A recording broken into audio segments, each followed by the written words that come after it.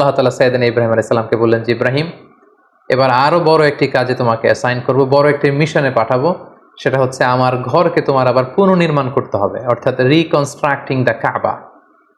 কারণ আমরা জানি কাবা প্রথম নির্মাণ করেছিল ফেরেশতারা, তারপর করেছিল আদম আলাইহিস সালাম, তারপর করেছিল নূহ আলাইহিস সালাম। কিন্তু নূহ আলাইহিস সালামের মহাপ্লাবনে কাবা ধ্বংস হয়ে গিয়েছিল। সেটাকে আবার পুনর্নির্মাণের জন্য আল্লাহ তাআলা সাইয়েদনা ইব্রাহিম আলাইহিস সালামকে বললেন আবার মাইগ্রেট করো ফ্রম প্যালেস্টাইন টু মক্কা। আমরা যদি সাইয়েদনা ইব্রাহিম আলাইহিস সালামের জীবনী দেখি, কতবার যে তিনি মক্কা থেকে ফিলিস্তিনে এসেছেন, আবার ফিলিস্তিন থেকে 1200 কিলোমিটার পথ পাড়ি দিয়ে তিনি মক্কায় গিয়েছেন, তার কোনো ইয়ত্তা নেই।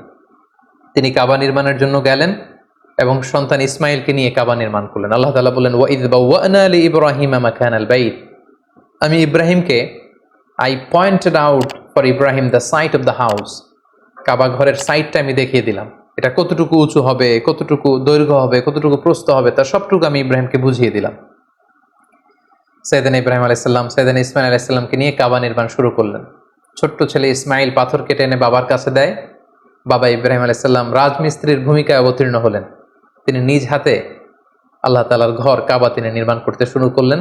বাপ ছেলে দুজনই পড়তে আরম্ভ করলেন রব্বানা তাকাব্বাল মিন্না ইন্নাকা আনতাস সামিউল আলিম, হে আল্লাহ, আপনি আমাদের পক্ষ থেকে এই ইফোর্ট, এই ডেডিকেশনকে, এই কাজকে আপনি কবুল করে নেবেন।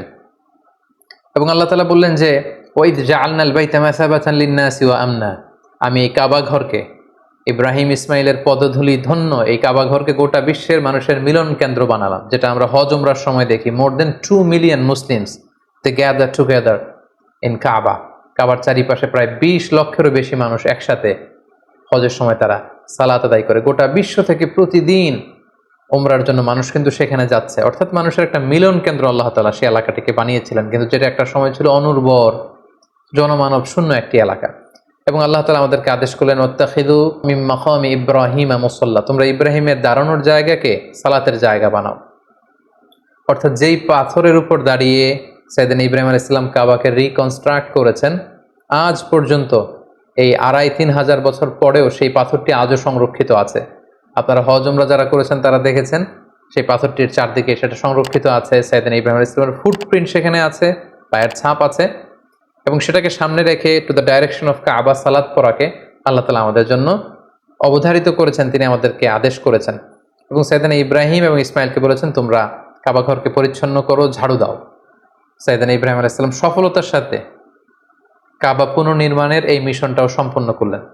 সম্পন্ন করে তিনি কায়মন বাক্যে আল্লাহ তাআলার কাছে একটা দোয়া করেছিলেন, ঐতিহাসিক দোয়া।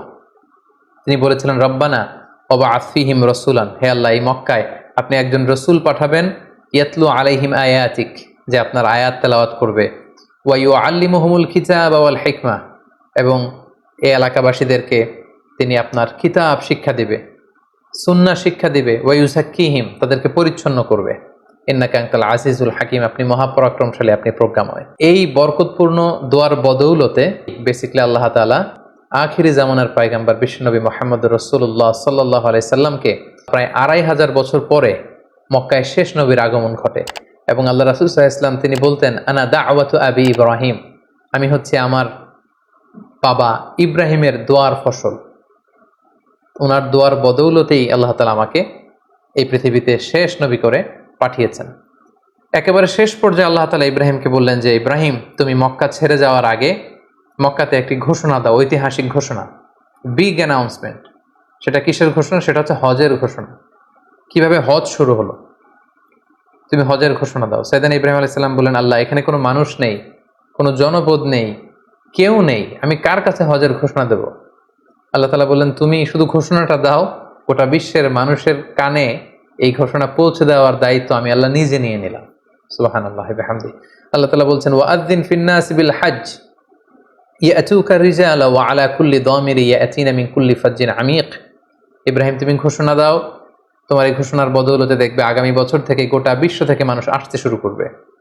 এবং সাইয়েদনা ইব্রাহিম আলাইহিস সালাম সাফা পাহাড়ের উপরে উঠলেন, কোনো বর্ণনায় জাবালে আবু কুবাইসের উপরে উঠলেন, উঠে ঘোষণা দিলেন আইয়ুহান নাস ইন্না রাব্বাকুম ক্বাদ ইত্তাখাযা বাইতান ফাহাজ্জু, হে গোটা বিশ্বের মানুষ, আল্লাহ তাআলা একটি পবিত্র ঘর নির্মাণ করেছেন আমার মাধ্যমে, তোমরা এই ঘরে হজ পালনের জন্য আসো। তাফসিরে এসেছে যে এই ঘোষণাটা আল্লাহ তাআলা গোটা বিশ্বের সবার কানে তখন পৌঁছে দিয়েছেন।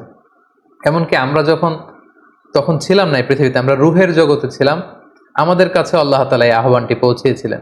এবং রুহের জগতে আমাদের মধ্যে থেকে যারা লাব্বাইক লাব্বাইক বলে এটার আনসার আমরা করার সুযোগ পেয়েছি, তাদেরকে আল্লাহ তাআলা এই পৃথিবীতে কাবা জিয়ারতের এবং হজ পালনের تنهدى يا صاحي كي تستريح وبث الدعاء الخفي الصريح يسعك الفضل